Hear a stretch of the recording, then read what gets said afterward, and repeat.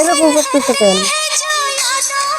এটা কি ফিস দেখছিস? এটা কি রান্না হবে আজকে? ফিস তরকারি। তো ফিসটাকে এবার কেটে নেই। হ্যাঁ, তুমি দেখো কি সুন্দর করে ঘুরতেছে না জানতো।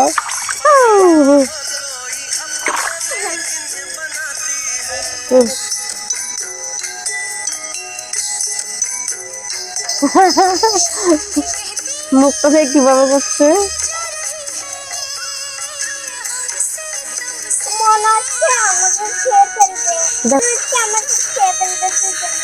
দুজনকে খেয়ে ফেলবে। মাছে কি খেতে পারে মানুষ?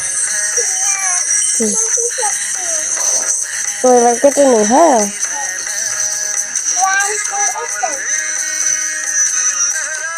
এটা কি মাছ বলো তো? এটা কমল কাঠ। হুম,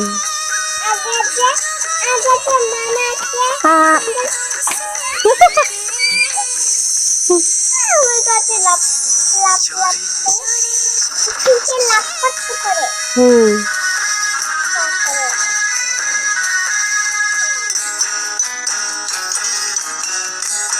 এই মাছটার ছাল ছাড়াতে অনেক মানে ভালো লাগে, একদম নরম না?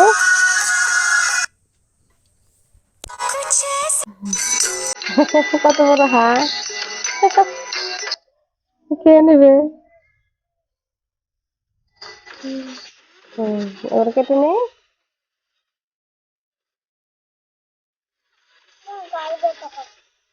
আর দেখো কি টাটকা রক্ত না? ইস ইস।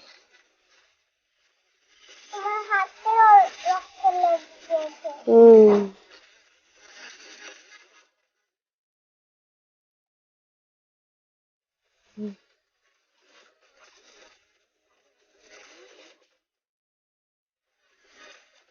পিসগুলো তুলে নেই। এগুলো হচ্ছে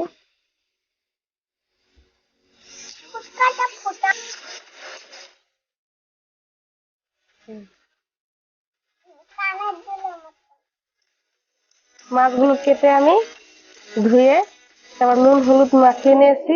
এবার রান্নাটা শুরু করে দিই। আর আজকে আমি যেটা রান্নবো একদম খুব সহজ সোজা, যে কেউ একবার দেখলেই বানিয়ে নিতে পারবে, আর খেতেও দারুণ লাগে।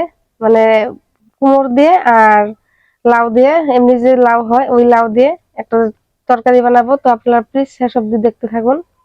এবার আমি মাছগুলোকে ভেজে নিচ্ছি। সরিষার তেল, কড়াটা গরম হয়ে গেছে। এবার মাছগুলো ছেড়ে দিচ্ছি।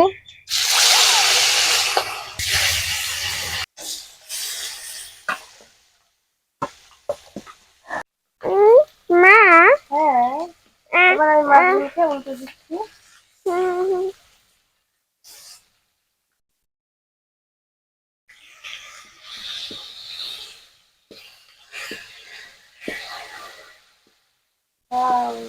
এবার করে ভাজা হয়ে গেছে। জলদি ভাজা হয়েছে। মাছটা একদম জ্যান্ত, খেতে অনেক ভালো লাগবে। হ্যাঁ, তো এই দেখুন মাছগুলোকে আমি সুন্দর করে লাল লাল করে ভেজে নিয়েছি। এবার তুলে নিচ্ছি। হ্যাঁ, তুমি খাবে? তুমি ফিশ ফ্রাই খেতে ভালোবাসো? আচ্ছা, দিচ্ছি, দাঁড়াও। রাইসের সাথে খাবো। রাইসের সাথে খাবে? ঠিক আছে। এই দেখুন তুলে নিয়েছি। এবার ওই মাছ ভাজা তেলের মধ্যেই আমি লাউগুলোকে ভেজে নেব। এই দেখুন এভাবে করে কেটে নিয়েছি আমি আধা আধা। কুমড়োটাও আধা আর লাউটাও আধা আধা আছে। তো দিয়ে দিচ্ছি।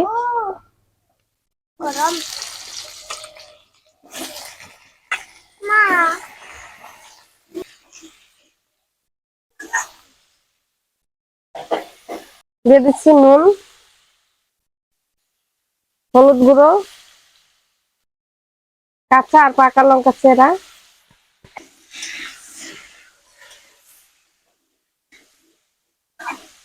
দিয়ে দিচ্ছি অল্প পরিমাণে শুকনো লঙ্কার গুঁড়ো।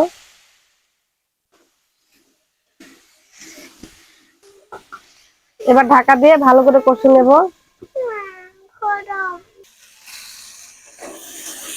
তো দেখুন লাউটা ভালো করে ভেজে নিয়েছি। এবার আমি জল দিয়ে দিচ্ছি এখানে।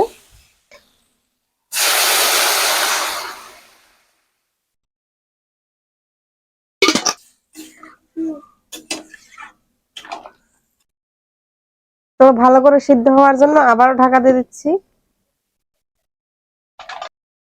তো এবার আমি ঢাকাটা খুলে নিচ্ছি।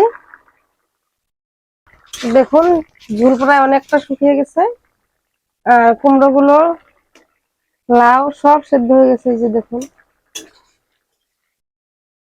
হ্যাঁ, তো এবার আমি ভেজে রাখা মাছগুলোকে দিয়ে দিচ্ছি।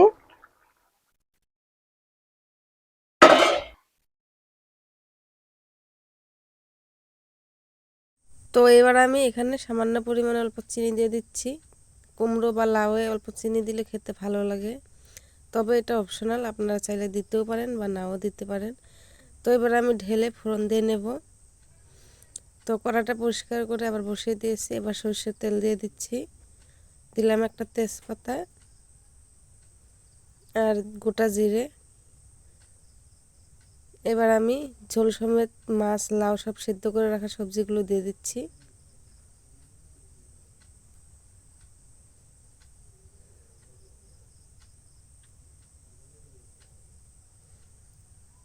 এবার আমি ভাজা জিরের গুঁড়ো দিয়ে নামিয়ে দেব।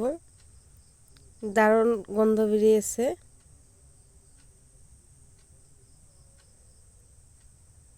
তো আমি নামিয়ে এবার দেখাচ্ছি।